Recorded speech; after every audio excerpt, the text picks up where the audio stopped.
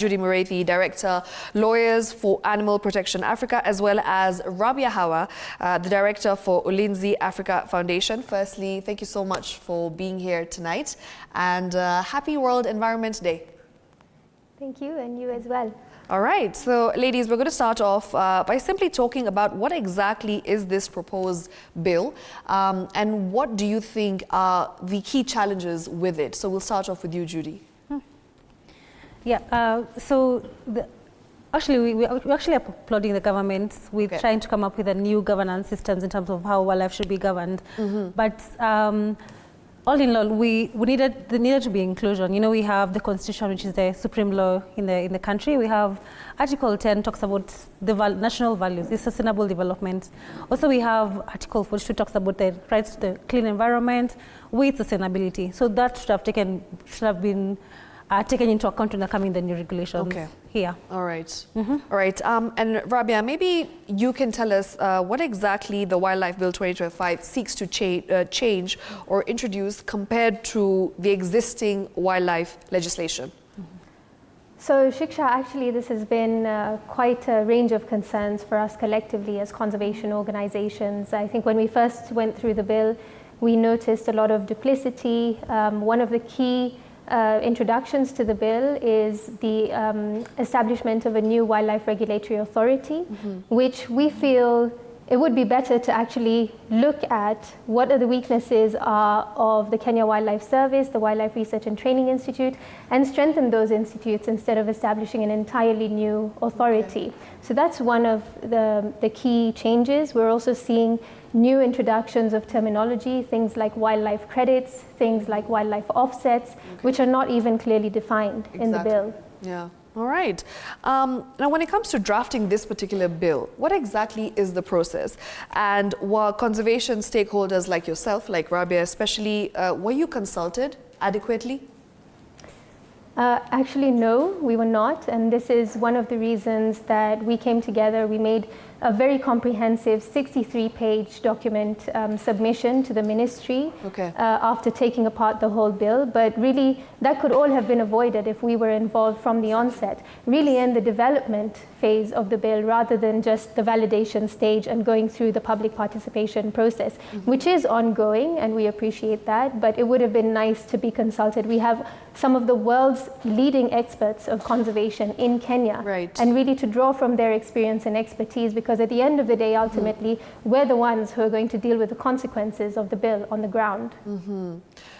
Judy, you know, some of the key issues that have been mentioned is that when it comes to this particular wildlife bill, is the fact that you're going to be promoting a wildlife economy rather than the actual conservation. Now, maybe you can highlight to me what exactly is wildlife economy. You can maybe tell the viewers who are watching at home who are not well versed with the same, and why exactly is it raising flags? Okay, so wildlife economy is how much benefit do we get from the wildlife. Already we know that there is so much stress of the wildlife in Kenya. Yes. We already have so much human-wildlife conflict, there is habitat destruction and everything else. So it's like we've been taking from the environment, even from the wildlife itself. So when do we get to give? And that's where sustainable development comes in. And so there's a need to have the national capital valuation of all natural resources. And then from there, we can have a better angle in terms of how do we give back, or how do we see the benefit of the animals vis-a-vis us. Yeah. Okay. Rabia, what are your concerns about the same, and why exactly is this a point of concern for you as a conservationist? Thank you for that question. And actually, just drawing on what Judy said about doing evaluations, I think that first we should have done an evaluation on exactly where was there any weaknesses in the existing Wildlife Conservation and Management Act 2013, which we were heavily involved in the development of. That would have probably helped to inform some of the structure of this new bill. But then also, again, just do an audit. Like, what are we changing and why are we changing it? Actually, the Wildlife Conservation and Management Act 2013 has been working quite well. I would say that there are areas for refinement, there are areas for improvement. It would have made more sense to just improve on that document. But now that we have this new bill, how can we really be involved more in making sure that it's a robust document that serves Kenyans, communities, wildlife in a way that is productive and in a way that is actually sustainable and helpful for conservation instead of just commodifying wildlife, which is what this bill really appears to be doing. Okay. I will say also one of our key concerns, I think, in the sector is now the introduction of provisions for mining in protected areas. Yes. This is a huge issue. I think, you know, if you're going to gazette something as a protected area, then there's reasons for that. It's because it hosts endangered species, sometimes endemic species that are found nowhere else in the world. And if you're going to now go and look to change that, to kind of dig up what's underneath, then what are you leaving for future generations? So these are really some of our key concerns as well. Okay. So Rabia, do you think that doing this, potentially we're risking ecological integrity in the sense that we are now prioritizing economic gains? In the sense, you know, sometimes I feel like when it comes to the new wildlife bill, we've seen a lot of the things that have been said, they are aiming and they're kind of directed towards the economy and in terms of, you know, monetary gain. So do you think this is what is happening right now? I think so, and I think that what we need to appreciate is that wildlife gives infinitely. Yes. When we leave wildlife as they are and we help them to thrive, then it's a resource that all Kenyans can benefit from in a more equitable manner. I think that the benefit sharing bill is also something that we need to look at, and what are the alignments there. Right. But really looking at commodifying wildlife in the way that you know, is being discussed at the moment is really kind of leaving us feeling very uncomfortable and very uncertain about the future of conservation and wildlife in this country, and also the future of communities that depend on wildlife. I can give you an example. I come from Tana River County. That's where we work, Tana River and Lamu. Tana River has only one national reserve. Actually, there's two. There's Kora and there's the Tana River Primate Reserve that hosts 2 endemic species found nowhere else in the world. The footfall of visitors in Tana River Primate Reserve can be up to 4 visitors in a year. That's not enough to sustain the protective measures that need to be undertaken there. So we really depend on the wider network of parks and reserves around the country to really fuel the conservation that needs to happen in some of these underserved counties that also maybe don't get enough visitors. So it really needs to take a much more holistic approach instead of you know, instead of what we're finding now. Okay. Now, Judy, what exactly does this mean in the sense, what precedent does this bill set for other protected areas or other areas that are under the same vicinities, in the sense natural resource management in Kenya? So what exactly does this do for other protected areas as well? It will actually affect the whole country, because remember what we say, yes, we've devolved everything. For every act that counties does in the county, it affects the whole country. Okay. And it's an environmental about the ripple effect that we're going to have. We're already having issues with climate change. We've been having issues with like right now we have an issue in Mombasa where some bats are being they're being displaced. To see these small acts, we might think it's just for we want to benefit now, but then what happens tomorrow? And so there's a really huge need for us to have a holistic view of this, and then so that can be able to ensure that we are in line with our sustainable goals and sustainable principles. Okay. Now, Judy mentioned something very interesting. She says, what happens in the future? Rabia, if this bill passes in its current form, maybe you can explain and expound on the impacts, both positive and negative.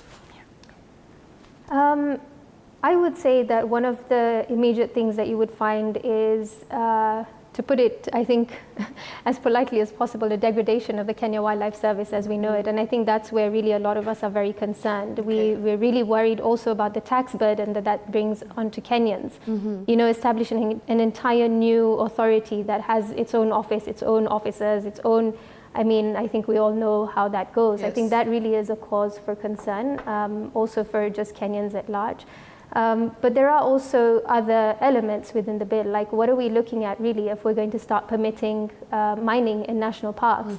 This bill makes provisions using language like KWS shall permit mining in national parks, providing that certain measures are met. For us, this is not good enough because we want to see our parks protected. This is the future, our future heritage for our children and coming generations. So I think the implications, both immediate and far-reaching, are very concerning for us. On a positive note, it's nice to see that there is attention in the sector, but I think that, again, the lack of inclusion is cause for concern as well. I think if we were involved from the onset, then we would have really less reasons to speak out. Okay, okay.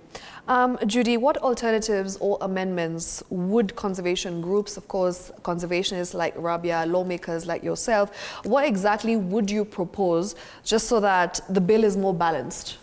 Okay, as my colleague has rightly put, we needed first an audit. What is not working? Okay. And then we try and have targeted amendments for the things that are not currently working.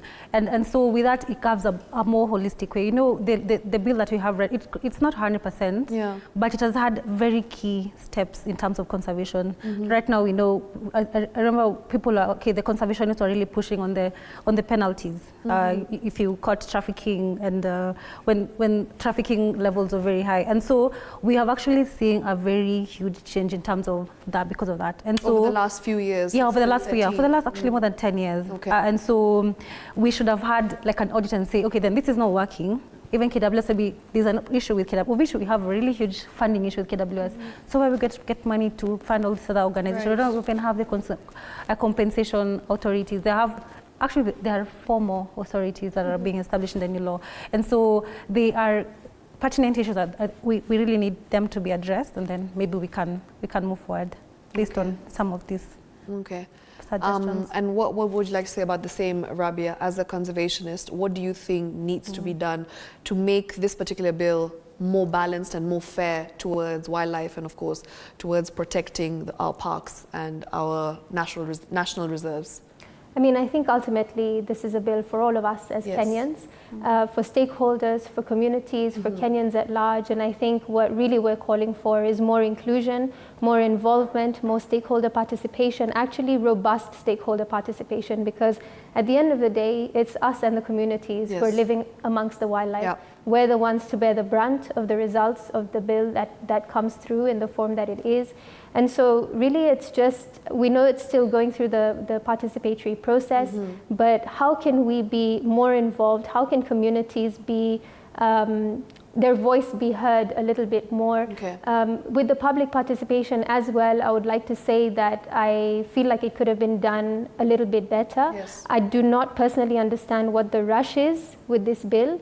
When they went around the country over the last, I think it's the last 1 month, you know, in various counties, they held the meetings for Tana River County communities in Garissa.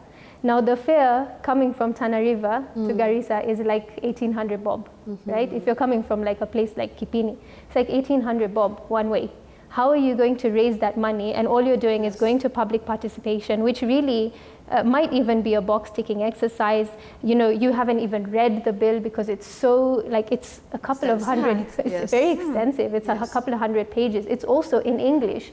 It's not in a language that a layman community member can be conversant with, even with the technical terms. Wildlife credits, wildlife offsets. I mean, some of this terminology, even for us, is like raising a lot of flags and confusion.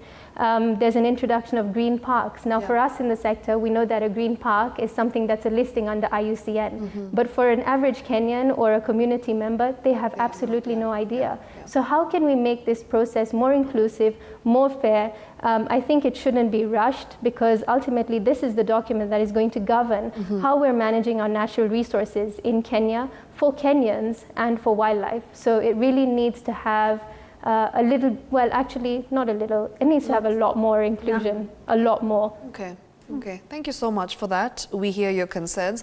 As we continue to address this particular Wildlife Bill 2025 and the concerns that it has come with, we'll be taking a short break, but we'll be right back. Remember, today is World Environment Day, as we continue to address the challenges, the key challenges that we are faced in as a country when it comes to the environment, when it comes to protecting our, green places. So we'll be talking about that in a short while. Make sure you tune in and make sure you join in on this conversation. Remember, at TV 47 TV47 Kenya, that's how you can find us. And if you have any questions to ask our very able guests in studio, please feel free to ask as well.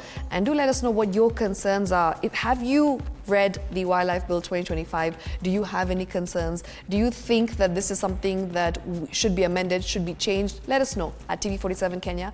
We'll be back in a short while. Make sure you stay right here. Don't go anywhere.